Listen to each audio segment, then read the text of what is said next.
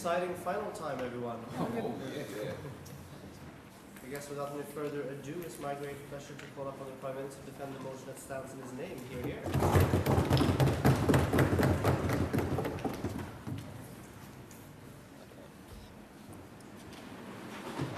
Mr. Speaker, every year hundreds of thousands of people arrive to southeastern Italy to come to the European Union, to flee from war, to flee from Syria, Iraq, and other places where they are like constantly being killed, right? Now, what we're going to do is, these people arrive to Italy. We're going to Italy tells to Germany, you know, Germany, we would like to give you some money, and for that money, you're going to take some of our asylum seekers. Money shall be decided between these two countries, you know, free market and stuff. Now, the problem is that all of the people, just for geographical reasons, come to Italy because Italy is close by, and they don't care really about what kind of EU country they're in. They just care about the fact that now they're in EU. And we want to like help Italy. They are not clogged by hundreds of thousands of people every year in Southeast Italy. Right? Now, two arguments. Firstly, well, it's easier to sell the idea that it's easier to sell the idea that there is such thing as EU brotherhood, and there is such thing as you should all take some people to your country. And secondly, well, it's better for immigration and better for these immigrants that come to this country. Right? Now, first, the status quo is that most of Europe doesn't really like immigrants. The popular belief is that, you know, we hate the idea that Syrian people come to our countries, take our social welfare. We don't like the fact of EU brotherhood. We don't believe in the narrative that, you know, we are all equal. We all should take some immigrants. Right? People only see the harms. They don't see like these ambiguous benefits that, you know, we might get some extra workforce, we might get some like long-term benefits. They only see the really short-term harm that these people are going to take my money, they're going to rape my women and so on, right?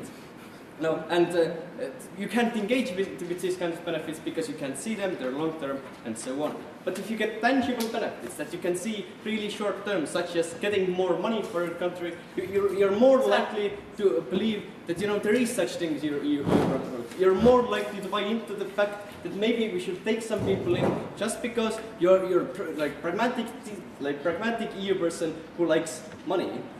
And therefore, if you're more likely to buy into the narrative that, you know, maybe we should have more people in my country. Maybe they're all not that bad because we get money. You're more likely to interrogate these people because now there's not like premise that, you know, you always hate them. There are only harms with these people and none of the benefits. We're going to put the benefit there so the just the German layman can see that, you know, the Syrian people are actually not that bad. This is going to make we get better integration and like generally better society, and we don't hate these kinds of people just because the fact they're not from here. Now, why is it better for the immigrant? 3 points. Firstly, perception. It's kind of the same as first argument. If me as a Syrian immigrant from Germany today I'm seen like really as a bad person, and these people only can associate me with these harms, the social worse social welfare and so on. Then under our model, even if they're not like perfectly happy with you, but they're still more likely to be happy with me. More likely because now they can see the money, the fact that Italy is giving us like big bucks just because, you know, we are taking in. Secondly, today in Italy, there's like big minority in one place, right? If we can scatter these people around to Europe, we're going to have better integration. Why? Because if you have one like really big minority in one country, you're more likely to form a community. You're more likely to only interact with other people, also all Syrian refugees, Syrian asylum seekers. That is bad because mostly, as we have seen in Italy, these communities don't work out that well. We have massive amounts of crime, we have massive amounts of shadow economy, and so on. And these things are less likely to happen when we have these people scattered around all over Europe, and we can like pay different kinds of countries some money, so they can't form their own small community. Therefore, they're going to interact less with crime. They're going to interact with real European people because, you know, we're going to have better integration. Point of information. Yeah, right. Define this house and say why this house cannot adopt a policy that forces a proportional division of immigrants without the transaction of money. Yeah, sure. This house is EU, obviously, and, and this is kind of my first argument. It's harder for EU to do these kind of things. It's harder for us. I'm going to talk about later on. But Estonians we're kind of evil people, right? We don't like Syrians, but we like money. Therefore, we're more likely to buy into the fact of EU brotherhood when we're going to get some money from this lovely Italians, right? Now, thirdly, like the workplace, right?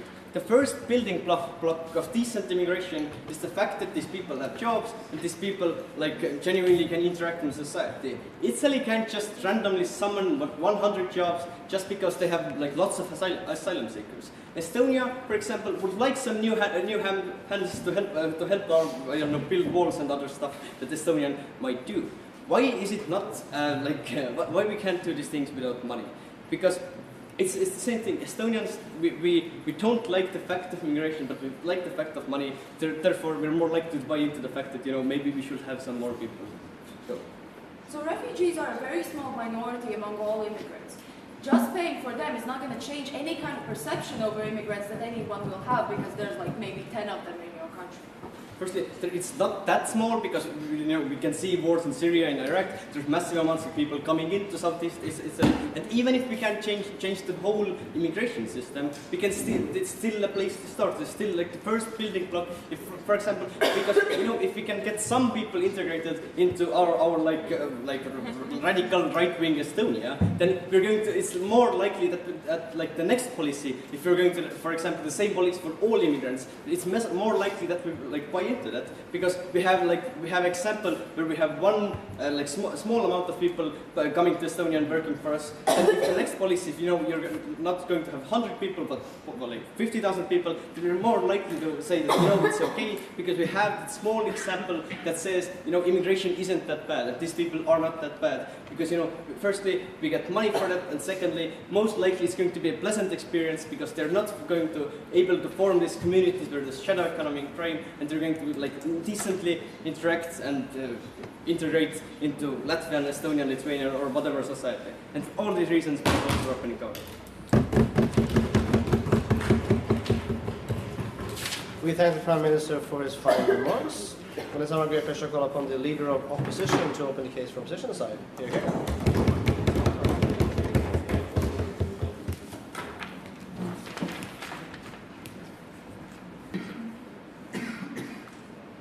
Mr. Speaker, ladies and gentlemen, so Erik says Estonians are bad people. I'd like to contest that, just to contest that. Moving on. 2 points of constructive material.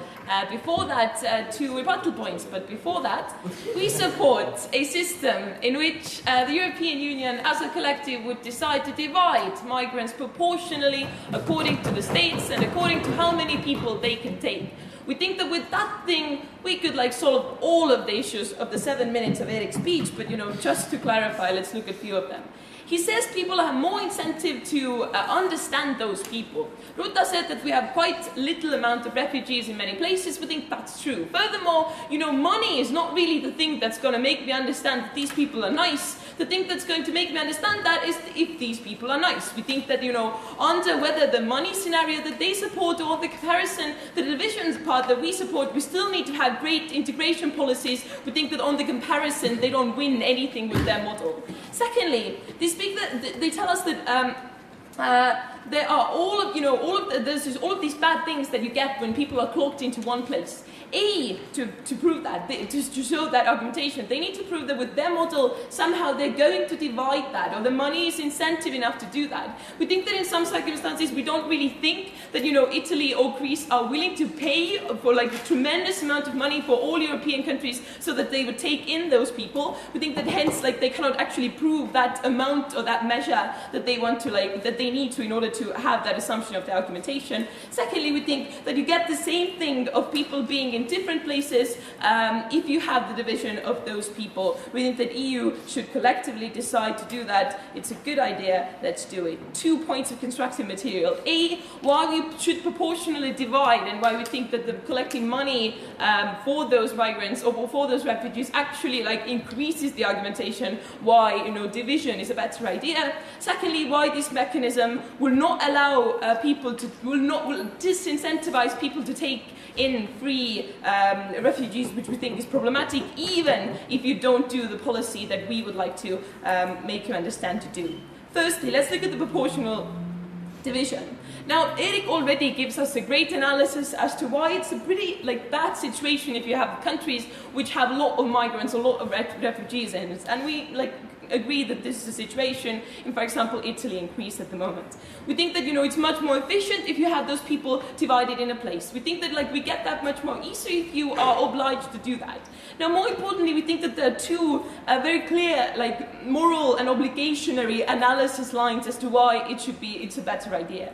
A, we think that it's a geographical lottery, and we don't really think that you should blame Italy for being in a place that Italy happens to be. And we think this is what we're doing at the moment by not dividing refugees, but more importantly, this is what Erik tells us to do, that Italy is so screwed, that's sad, but perhaps you can pay someone to do that. We think that by making them pay is actually increasing that awful situation that Italy and Greece are in just because they're geographically in a bad situation.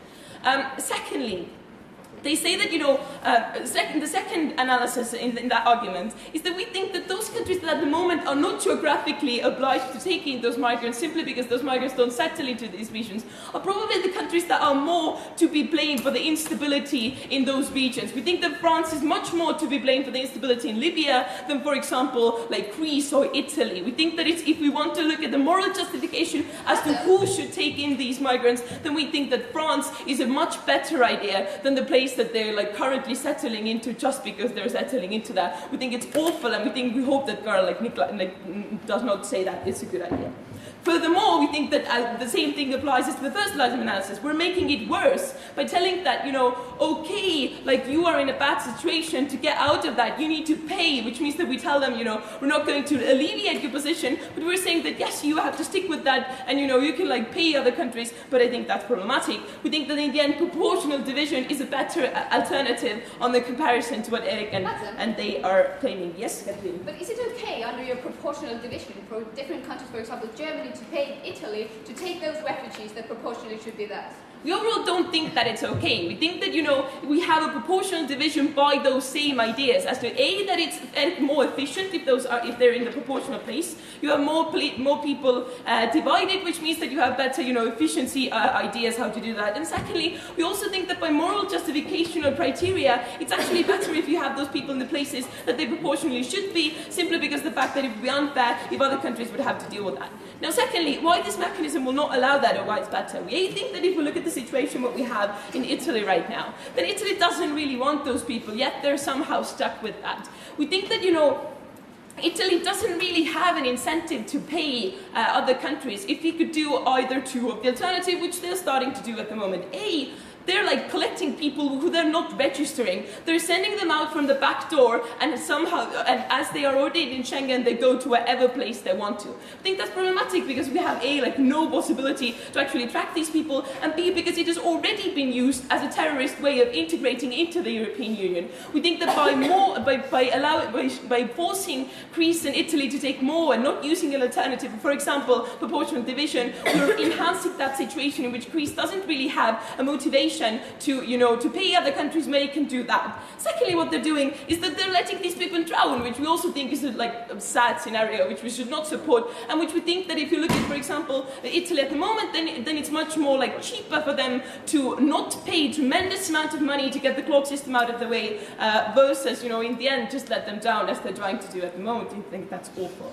Secondly, the second reason as to why this mechanism doesn't allow for free taking in, we think that if we look at, for example, Germany at the moment, government, then for them the political capital that they need to use to take in free migrants is very difficult when you compare that to a situation when they could get money for that. Which means that no country will take in a refugee if they don't get money for that, because how will you, like using the same analysis that they provided for us, how people don't really like refugees, why would you take in someone for free if, you know, I don't know, Spain next to you gets money for that? So we think that in the end, under the analysis, the only way for Greece or Italy to get out of that geographically awful situation is to give money to people, which we think is awful, and you will never get free refugee taking in due to that. We think that's horrendous because it's, firstly, we think that's inefficient. Secondly, we think that it's immoral and wrong, like simply wrong. And thirdly, we think that it disincentivizes countries to actually like do things that are necessary as to divide these people and take in free refugees, simply because the world is all over the place and we should do better. Thank you.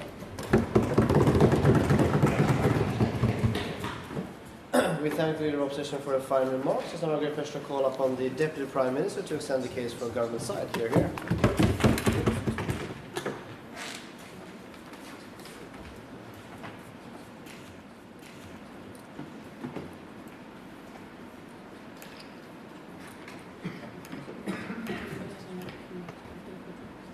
Somehow I have a feeling that this will end up as a debate where like we have pretty much a case of proportionality and we are the upside, which we don't mind, by the way. I'm going to talk about money, which is a nice thing always. I'm going to tell you also like how proportionality doesn't really work, and I'm also going to tell you about political barriers in like doing actions that these countries within themselves have. Before any of that, I'm also going to tell you why it's good for immigrants a bit more. Before any of that, there's one rebuttal that I couldn't fit anywhere else, which is the whole idea of that if Italy sees that they have to pay for immigrants, then they will just like rather let the immigrants drown, right? Think like if that's true, they would already today rather let the immigrants drown, because clearly we already today think like, like on both sides of the table we do recognize that there are them, they exist, they are a problem for Italy and Greece, for example, as we already heard from Kristin, and we don't let them drown. We still, or even today, operate under the logic of, yeah, when we save you, you're going to be a huge hassle to us, but we'll still come and save you and make you a huge hassle for us. We don't let them drown just because, hey, you know, we don't care. Right. Okay. Firstly, about money and about like the political thing.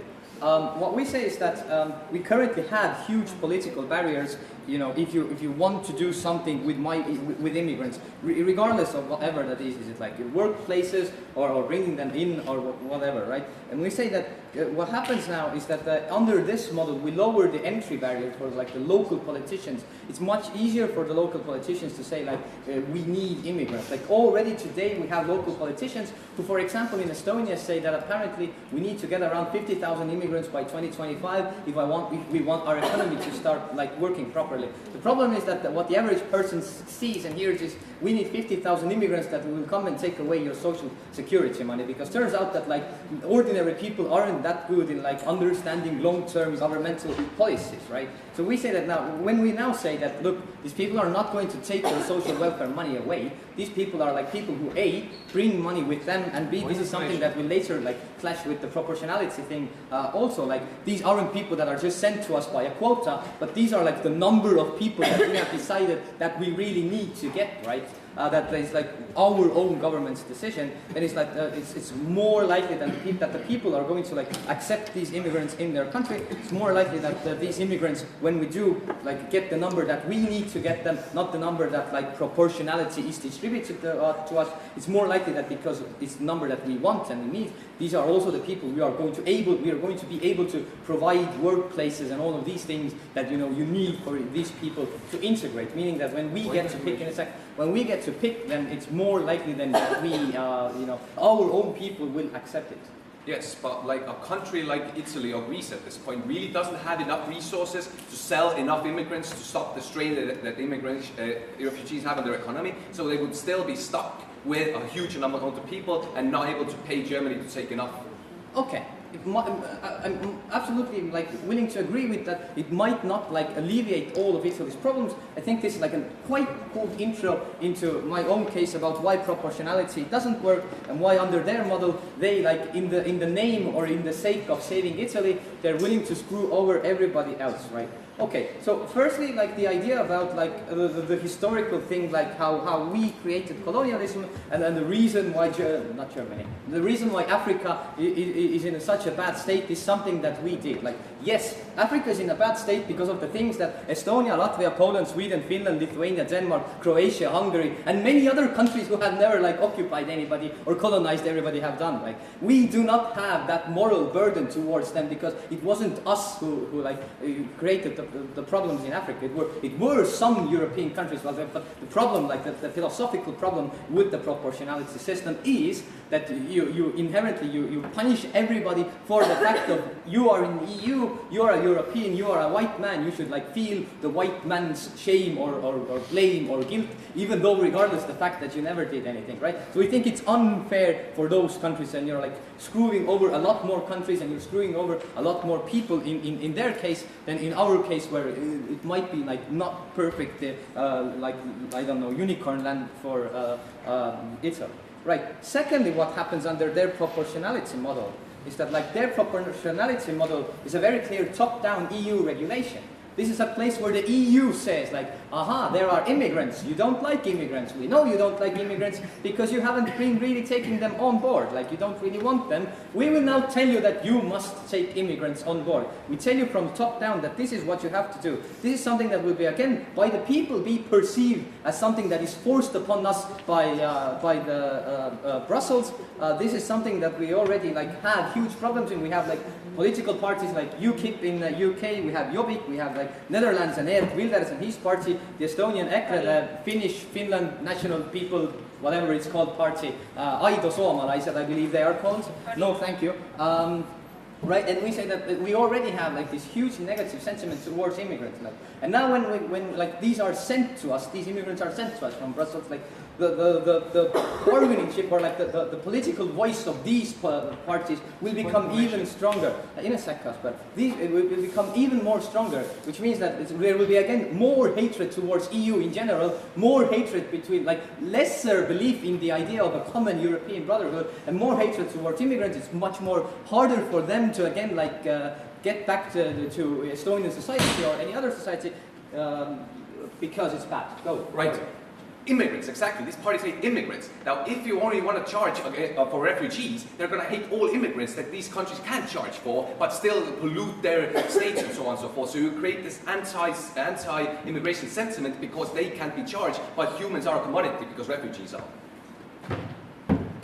Okay, I think there were two things, like from the latter part, that do we treat humans as commodity? Yeah, we do treat humans as commodity. For example, like we often say that, I don't know, road repairs will cost 100 million, it will probably save 10 lives, we think it's not worth it, and that means we put a price on human lives. We do that on very often, right? Secondly, like about like immigrants and refugees, like being commodity, and then like some immigrants we don't get money from some immigrants. We say still it is like when we now get, even when we don't get like money from all of them, just simply because of the fact that we get the proper number of them that we want. So it's more likely that we don't end up in huge numbers of immigrants who are in our slums and who themselves create all of these bad things like crime and negative stereotypes. So for all of these reasons, happy to stand down first. Karl. Yay!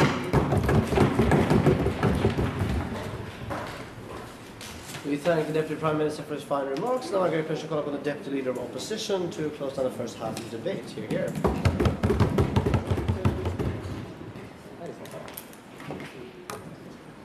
Right, thank you for the floor. Firstly, a few things about the frame of this debate, then 2 points of rebuttal, and then I'm going to talk about 4 things. I'm going to talk about the moral aspects, I'm going to talk about the welfare of the immigrants, I'm going to talk about what sorts of narratives we need to endorse in our political discourse in order to have a more cohesive society that is more open to immigrants, and fourthly, I'm going to talk about modern slavery and why this is principally immoral what they're suggesting.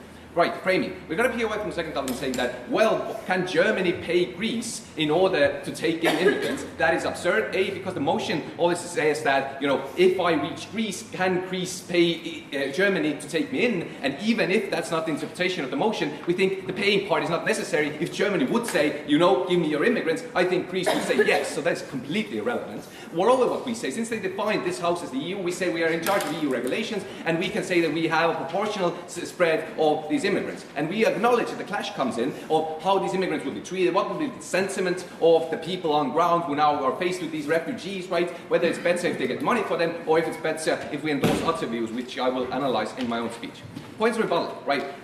Firstly, about moral Christians, right? They said that people are not convinced by reciprocity. We say that is more deepened if you put a price label on a human being's welfare, on a human being's survival, basically, in cases of refugees, right? And we say that we need to do something, we need to actually have policies that do emphasize the rights aspect of this policy, which is common humanity. An example, right? We have 800 people have drowned this year, and currently the EU decided to triple the amount of investments they put in actually patrolling the Mediterranean, right? Why was that achieved? It's because we show the human suffering to people, right? We show that immigrants are actually faced with awful situations, and therefore we agreed, we had the political capital as the EU agencies to actually put more money there. Now, if we would have commercialized this and said immigrants are only as valuable as the dollars you get from a state where they reach, people would not be able to actually make humane decisions or be interested in having the reciprocal stance towards them and to policies that help these immigrants. Right, then they said they associate Syrians with money. That is actually exactly the point that we find very disturbing. Why is that? Well, the moral point that Kristin talked about, this is the first constructive, right, was like, I think, misinterpreted by Karl. It was meant as a preemptive point towards the second government, because if they want to talk about, you know, some sort of like geographical discriminations that currently peripheral states like Greece and Italy face, we think the model is inherently immoral because you still discriminate countries based on their geography. Because if I'm Italy, I currently, under like status quo, am forced to take in more immigrants because the EU regulation is sucky. We want to change that and have a proportional system, but their alternative does not achieve fairness because Italy still has to pay more money to other states to actually not suffer from the influx of refugees. Secondly, right, we say that the problem is that they do not have enough money always to pay, right? They said that the price is determined by free market, and this is the problem, right? Their analysis goes something like this. Like, we pay Germany enough so they can cover all the social expenditure that comes with each immigrant, and therefore people will be very happy to accept them. That is not realistic, right? Because if they had enough money to pay for each individual refugee's social welfare, they wouldn't have the refugee crisis in their own country, right? That means that it's very likely to assume that these countries who are already in a very bad economic situation do not have the resources to actually alleviate the tension these refugees cause in their country by paying them off elsewhere. So these countries will still be stuck with immigrants. Right? What does that lead to? The second point, the welfare of immigrants. They said that we don't let people drown. Sadly, we would like to believe that, but that is not the reality, right? The tragedies in the Mediterranean in the last year have been the fact that refugees hop on inflatable rafts, and then when they see a coast guard, they deflate the raft, meaning that the coast guard is obligated more, through EU laws, to actually take them on board, right? Since there is such a strain on Greece and Italy currently, there have been reported incidences that the coast guard do not pick up these boats and ignore them, right? That's why there are so many drowning deaths, right? That's why we increased the budget and sent in EU agencies from other countries to also patrol the Mediterranean. We say if you put a price tag on these people, which the countries cannot actually pay off, as we have proven several times already, then they will be still more incentivized under their model to let these people drown, because they will have a bad option of whether to take them in and suffer with more influx, or have to pay immense money from the state budget to send them to Germany. Okay, if that doesn't happen, maybe they're humane. Secondly, they will send them out the back door. That's another issue that we currently face in the EU crisis, right?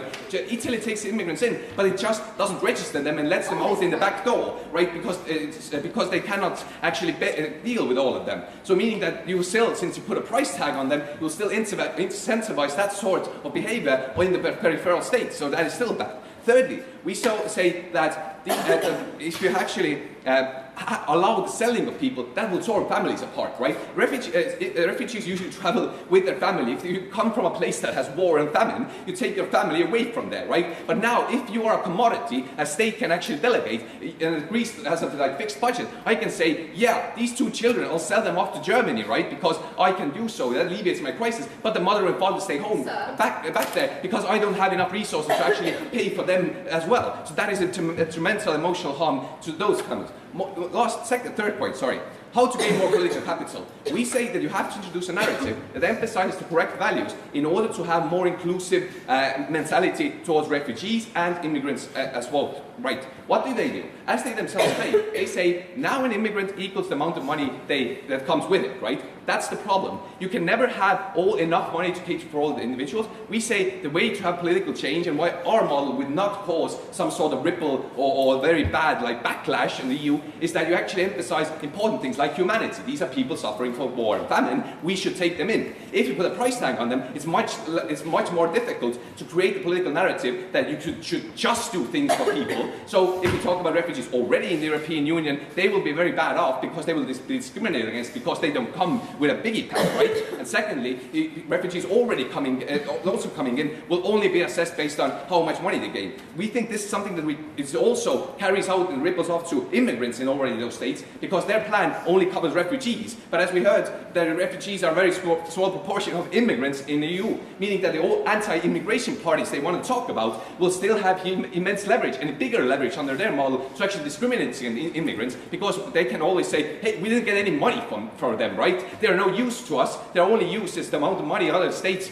pay for us, and since they don't come with biggie plank, we think they're useless and we, should let them be. The alternative, what we propose, is emphasizing humanity and proportionality, and that narrative and the emphasis these values are more likely to make them inclusive. Modern slavery, we put a price tag on suffering, right? That basically refugees shouldn't be a commodity that states earn money from. That's modern day slavery, and that is just on moral grounds making some use of someone. It's not equivalent to working or building roads or something. It's trading people without their will for exchange of private profit. So therefore, we find this appalling, and I want somebody to reject that because otherwise you have no chance. Thank you.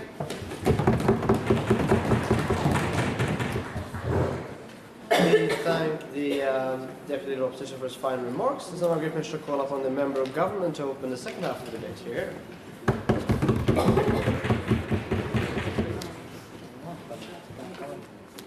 Ladies and gentlemen, Mr. Speaker, even though we agree with everything that the first half of our bench or our side of the table said, we think it's unfortunate that they used the example of EU as an illustration of the tragedies of leaving refugee crises unsolved. We don't think that this is a debate just about the EU. We think, on the contrary, that the worst type of refugee crises, where there's the highest amount of most intense human suffering, have taken place in places like Africa, and we think that those are also the countries that we should speak about. I want to deliver a couple of points of rebuttal and then talk about two things. First of all, I want to talk about why we as the international community have an incentive to alleviate human suffering, and secondly, I want to talk about why monetary compensation is the proper mechanism. Okay, a couple of points of rebuttal. First of all, in terms of the motion, we don't think that this debate is just about those countries who have refugees fleeing from them, paying the countries that the refugees leave to. The motion doesn't really state that. The motion just says that this House would allow countries to pay other countries to settle asylum seekers who reach their borders. So it's perfectly feasible, for example, for us, or plausible for us to assume that the international community or the wealthiest countries in the world would want to compensate, for example, Syrian refugees who flee to Turkey, because we think that they have a stake in that. And we think that we're also talking about those cases. So in a sense, who would pay? We think it would be the wealthiest countries and the international community as a whole. And in terms of how much they would pay, I think we should pay for all the settlement costs, and we should also pay a premium to those countries to take those refugees in, right? Okay, let's move on to my substantive. 2 points. Why would the international community want to do that? Why do we want to alleviate human suffering? Well, firstly, we think that there is a fundamental moral obligation that the international community has just accepted that we want the world to have the world not to have human suffering, right? Like it's codified in various international conventions. It is something that we generally do or abide by when we give aid to poor countries, right? I think this is analogous, and I think that the other half of the table has already conceded to that, as pretty much their entire case hinges upon a similar obligation. But on more practical terms, why do we want to protect international stability, right? There are several reasons here. First of all, we say that when we don't allow refugees to flee countries that are in conflict, then it exacerbates those conflicts and prolongs them, because when people can't leave, they have to fight for their lives and turn militant, right? So those conflicts are going to be essentially going to be scarier and cause more harm, right? Like, in terms of international stability, we think that often those countries impact international relations both politically, but also in terms of trade, right? For example, if we have a refugee crisis in Libya, as we did have, then the oil prices spike, and the international community cares about that, both on practical terms, even if we leave the moral obligation that I talked about aside. Also, if you read refugee crisis as unsolved, then we allow terrorism and crime to fester in those countries. It takes advantage of the type of unlawfulness that accompanies refugee crises. No. So essentially, we think that we have both an immense moral stake in preventing those crises and paying the countries, the countries that actually have serious refugee crises. And we also have a practical stake in allowing those crises to dissipate. Before I move on to my second point, I think. Yes, that is not the case. We allow countries to give aid to countries who are struggling with stuff. That is no change in status quo. Your burden is to show why a country who receives a huge influx of immigrants should pay another country to take these immigrants off their hands. That's the framework that we operate under. No, not necessarily off their hands. That's not what the motion states. It's just that there is a refugee crisis and we want to resolve the crisis. They don't have to be their refugees. They're just refugees. Read the motion. Okay, moving on to the second point. Why we think that monetary incentives are the proper mechanism. So essentially what we're trying to do here is that we want to create an incentive structure so that countries will be willing to accept refugees, right? Because the reason why they don't accept refugees right now is because there are certain social and economic costs associated with taking in refugees. For example, Turkey, the reason why Turkey doesn't want to take in Syrian refugees is not because they're refugees or because they're Syrian, but because there are costs associated with settling them. So we changed that incentive structure as we pay to Turkey to take in those refugees, right? Why do we think that it is good for the countries that actually neighbor the countries to that refugee crises to take those people in? This clashes a lot with a lot of the material that we have heard from up. First of all, we say that those countries have geographical proximity to those people, right? They can actually get there. That makes a lot of intuitive sense logistically. Like there are no bureaucratic barriers that those people would have to cross. To get to those countries, like they probably don't have the proper documentation. So, like in that sense, it would be a huge logistical hassle in terms of getting Syrian refugees to Germany, even while getting them to Turkey would be much easier, right? So it makes a lot of sense.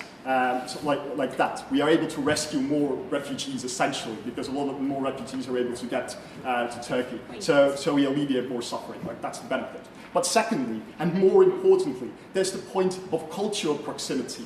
Usually cultures are concentrated in certain areas. So the refugees, for example, that fled in 1994 from the Rwandan genocide have a lot more common with Ugandan people than they have with German people, for example. And we think that this is fundamental for those people to actually be able to assimilate to those societies that they flee to and lead happy and productive lives, right? This, even if you could get to Germany from Syria, you don't speak German. So therefore, you cannot lead a happy and a productive life in a German society. This also ties to the point that they thought about the long-term fate of those refugees, right? Like how they're going to be, what happens to those refugees when they actually settle into those countries. We think that it's much more likely for those refugees to actually lead productive lives and successfully assimilate to those societies if they share the same culture, speak the same language, and they're actually able to apply their human capital in those societies. So essentially, what we have brought to you today is three things. We clarified the model and said that it's pretty much any country paying to other countries for all sorts of refugees. Secondly, we said that we have both the moral obligation to alleviate human suffering and it is also good in terms of international stability. And thirdly, we said the monetary compensation to those countries is a good mechanism because we want to pay those countries who are poorer because they are more able to accommodate those refugees because of their geographical and cultural proximity. For all of those reasons, I beg to propose. We thank the member of government for his final remarks. As our great call upon the member of opposition to extend the debate for opposition side.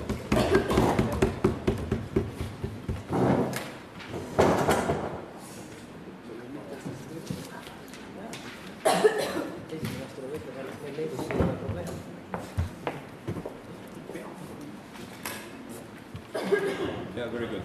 Okay.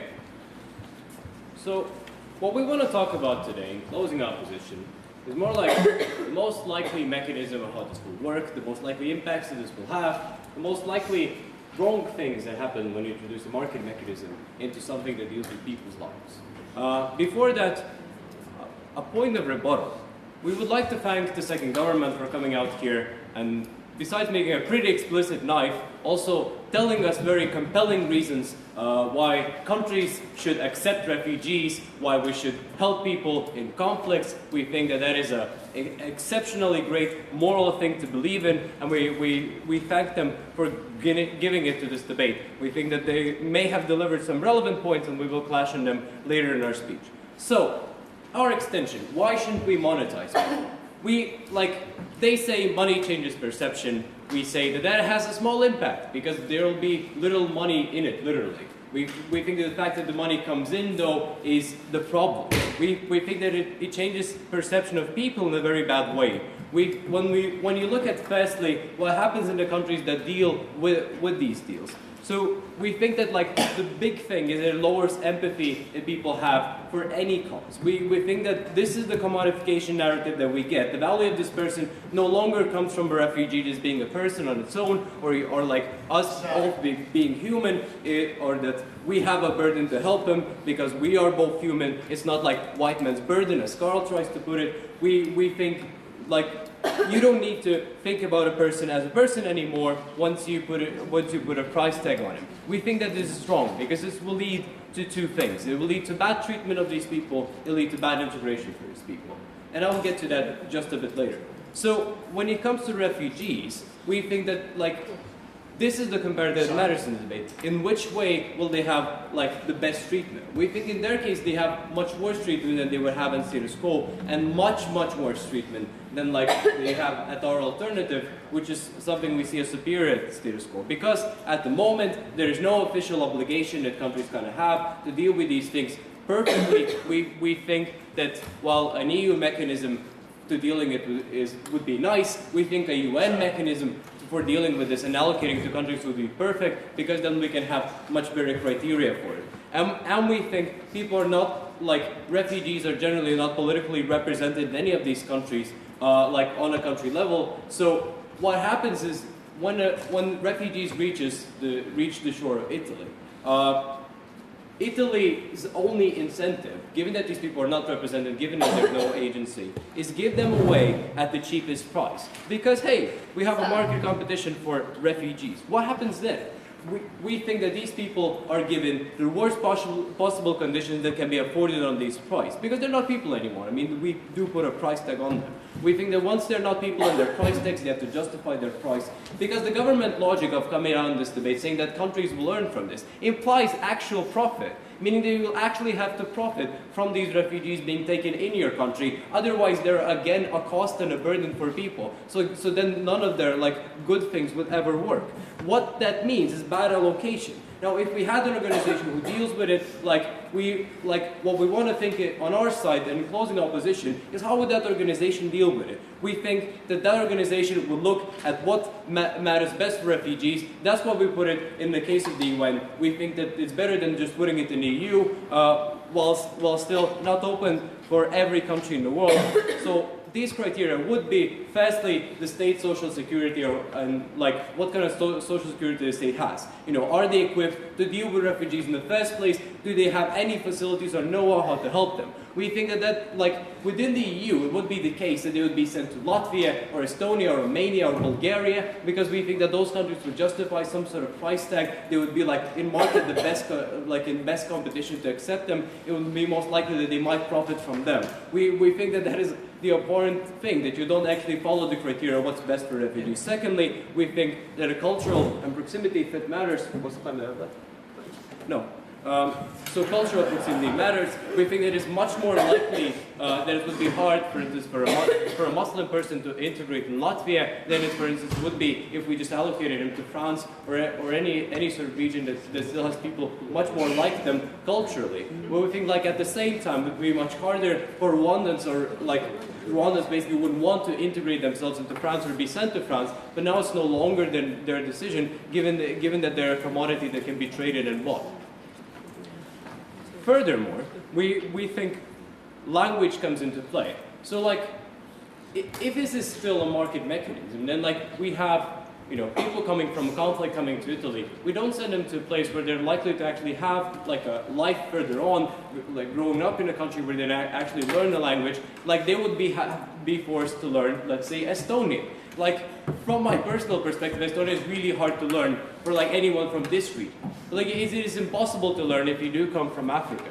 We think that it's like largely impossible to like actually integrate into society. Like once you're really already excluded at the first one, once the burden for you to integrate is so hard, and people have no empathy for it. Like,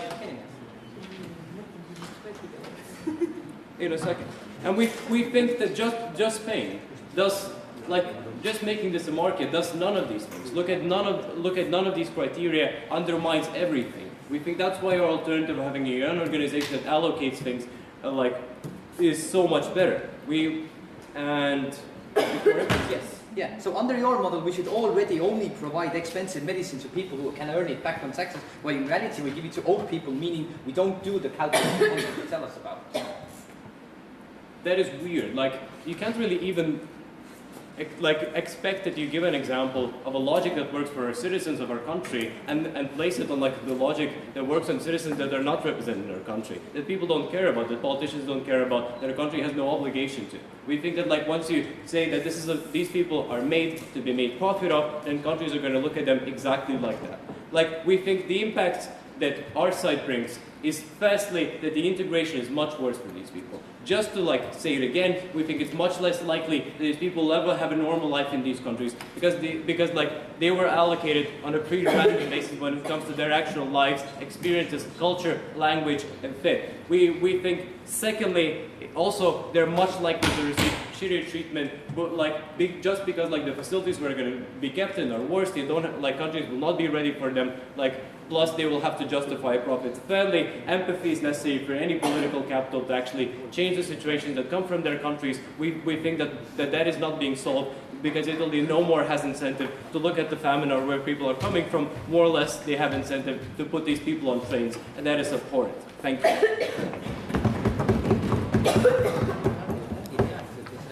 We thank the member of opposition for his fine remarks, and some of great pleasure call upon the government whip to summarize its debate for the society government. Here.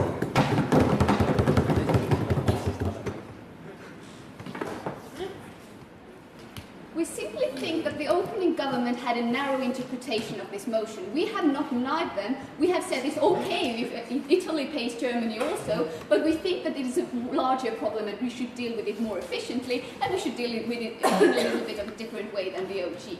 We think that the criterion in this case is the asylum seekers and their well-being, how well they're able to integrate or assimilate into the country that we're going to put them in, and the fact that they live, if we talk about any kind of moral obligations that we have here.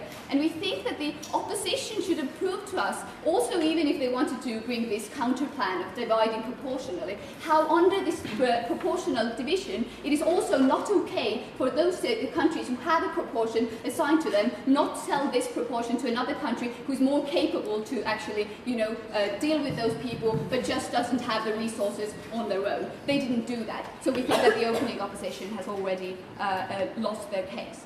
Now, our contribution into this debate is to look at the people who have awfully and regrettably been put into a position where they have to choose between actually being, bombed to death or like being in a war and having to, live there on a daily basis, or they have to choose between the fact that they have to, take the risk of going on that boat trip and hope that they actually get to the other side of the Mediterranean. We think that it's something that they shouldn't be faced with, and this is something that we need to deal with. And we need to deal with that, for example, in a way that we pay Egypt to actually facilitate Libyans, or if we pay, for example, Turkey to facilitate those people that in Syria are in those awful conditions.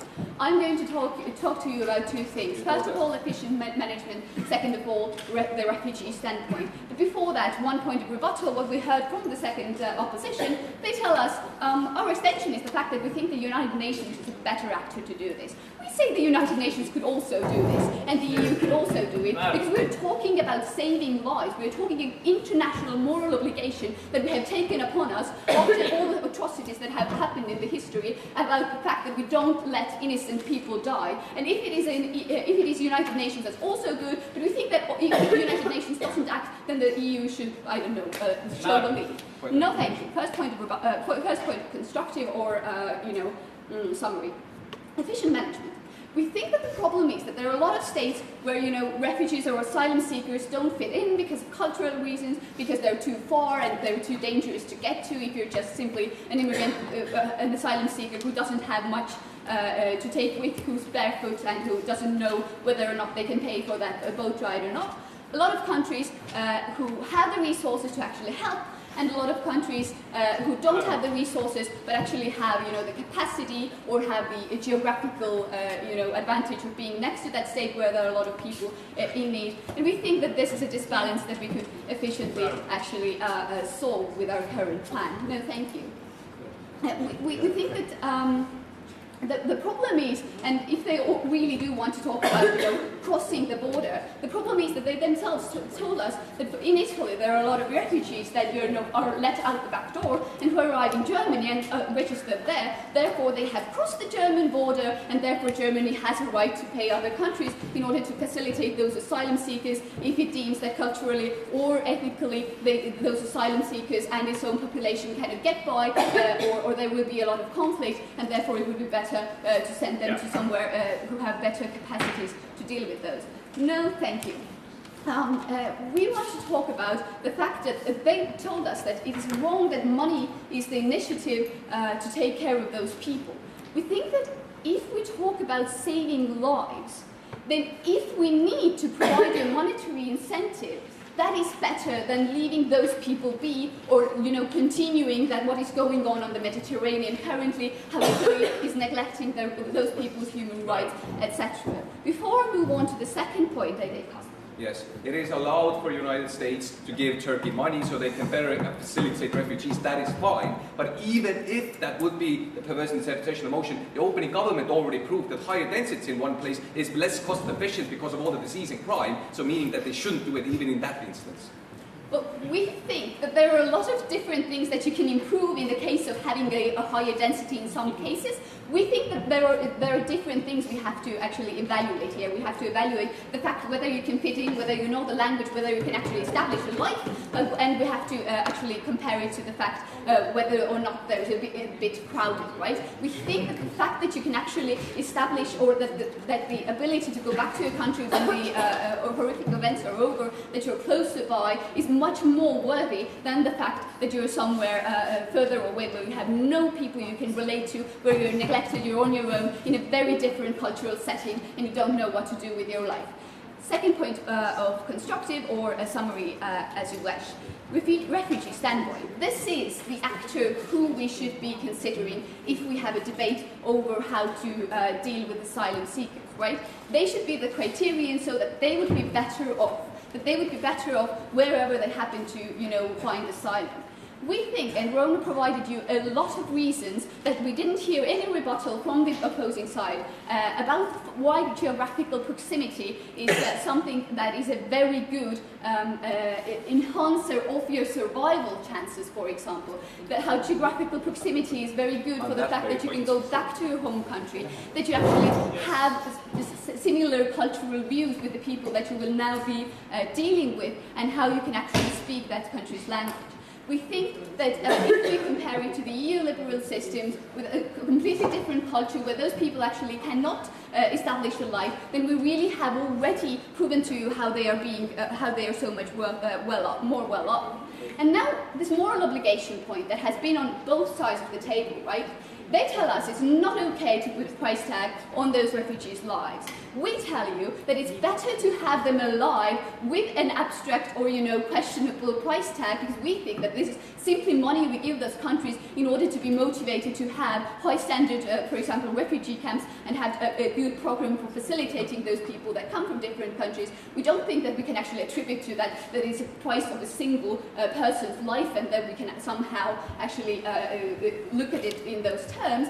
But we say that even if they find some kind of ambiguous moral connection between that person's life and the price tag, we say that that person living is better than that person being in the middle of a civil atrocity and getting and dying simply because we're doing nothing to help them.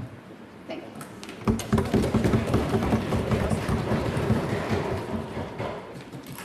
We thank the government whip for final remarks. It's now my great pleasure to call upon the opposition whip to summarize this debate as a whole. Here.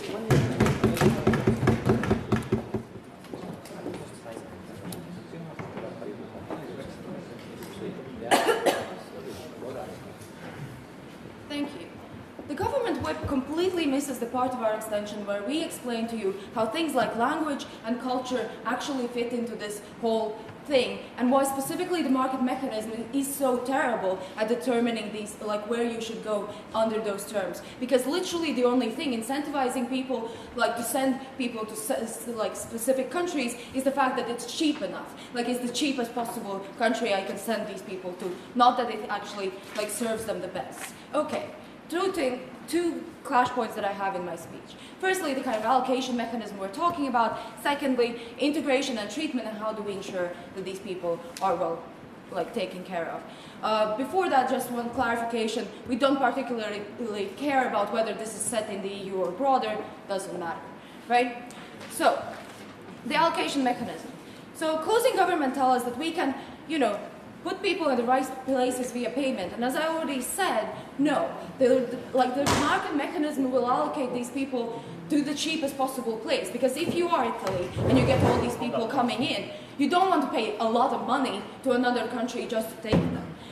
First opposition already as well questions the kind of mechanism we're talking about in terms of proportionality of that division. But what we add is analysis on how money is specifically a bad determinant in terms of ensuring good life quality for these people, right? So Gediminas gives you like 4 important reasons why this allocation would lead to worse life quality for these people altogether. They are firstly like the fact that it is the cheapest possible country you send them to. This probably means that they are very unlikely to be able to ensure very good treatment. But second of all, we need countries to have social security systems that are actually like capable of dealing with these refugees and the various problems they might face. We also need cultural proximity and make sure that these countries are not discriminatory towards those type of people when we send them there. If you just send everyone to Latvia, probably they might not integrate so well. Whereas if you send them to a nice Western liberal country, that we are not. Right? Fourthly, language, right? And other stuff like working considerations. Because how are you going to integrate, live, and do anything if the language that this country speaks is completely different? We think it makes sense to take into consideration the fact that some countries in Africa use French, and that we should probably send them to France so they can find work easier and have better lives there, right? So, for these reasons, an international body, whether it's UN or whether it's someone else, can make the allocation better without the monetary specifically mechanism, right? And we actually got very little response to this line of argumentation from both government sides, so thank you. And rather they just focus on this idea, we can just do it anyway, ignoring the analysis of why money is such a bad thing in terms of determining these things. No, thank you. So why is this super important in this debate? Not only is the allocation suboptimal for states, as the opening opposition say, but it has horrible impact on people's actual life quality, which is what we show you, and that's very important. I'll take a POI. Yeah. So if they can't integrate in Latvia, as you say, then why do you want to proportionately put them all over the place in places they won't integrate? We think we should put them in places in which they are best treated. That's not just about proportionality, it is about places, no, shut up. It is also about cultural proximity and all those other things. We're not gonna put a lot of people in Latvia because we're poorly equipped to actually take care of them. We're also discriminating them and going to treat them quite shit. Right, integration. So opening government tells us that money will help with this integration. We already show you in the POI and then later on in Gediminas' speech that this monetary impact of this is going to be quite small because refugees are not a large number of people in general, and they're not going to change perceptions of immigrants as a whole group necessarily. On the other hand, this actually, as a policy on its own, allows us to disregard the argumentation about empathy. No, thank you. That is so important because we think that refugees are great for actually promoting understanding of immigrants altogether because they're kind of harder to portray as people leeching off of us and stealing our jobs because they have like legitimate grievances and have suffered a lot, right? We think that Kaspar explains the mechanism of how, seeing our common humanity relates to empathy and also talks about this commodification and why it's specifically bad. But what we add to this, once again, is the actual impacts of this in terms of how the life quality of these people has changed due to this, right? So first of all, in terms of integration, like both due to the kind of wrong allocation that you send them in the end to Latvia, but also because you lack that empathy, people are going to find it much harder to actually live in these countries and feel good about it and be integrated, right? But secondly, also, we think this relates to treatment. Like, if you as a country have very little empathy towards these people, you're not going to treat them particularly well, right? Any kind of policies and expenses related to actually getting a good life quality for them are going to be extremely unpopular politically in those states, which is an incredibly bad thing as well. Then thirdly, he also adds that, this relates to political capital, right? Because it's not just about what we do with refugees, it's about how we actually solve the underlying causes of why they are refugees in the first place.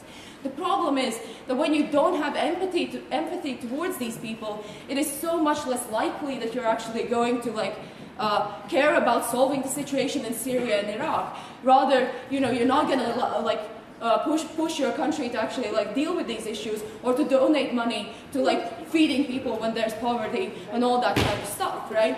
All of those things mean that in the end we're actually not only worsening the life quality of these people, but we're actually not dealing with the underlying issues because we don't have any empathy and understanding of what actually they are going through, and we do kind of treat them as objects and people we can buy and sell and trade, right? In this debate, therefore, we have proven that the money mechanism leads to refugees ending up in the wrong countries, but also being treated in those countries in pretty shit ways. We think that paying money for people's lives is a pretty bad thing to do overall because of the things we have explained in both the opening and closing opposition, and then also this allocation mechanism that we explained that no, we don't actually get a decent response to, why money being the sole determinant is so specifically horrible in terms of determining where you should actually live as an immigrant, because it ignores all the other dimensions that are so important, like language, like cultural proximity, etc., etc., etc. For all those reasons, I'm incredibly proud to stand in opposition. Thank you. We thank the opposition whip and all the debaters for the debate as a whole. Please shake hands and we'll go adjudicate.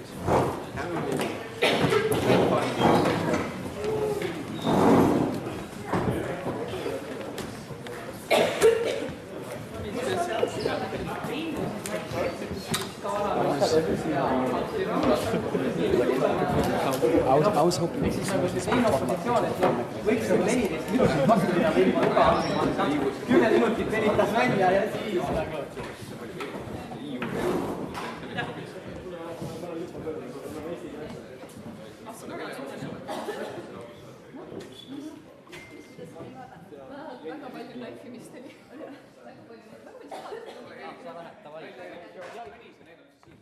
loomulikult.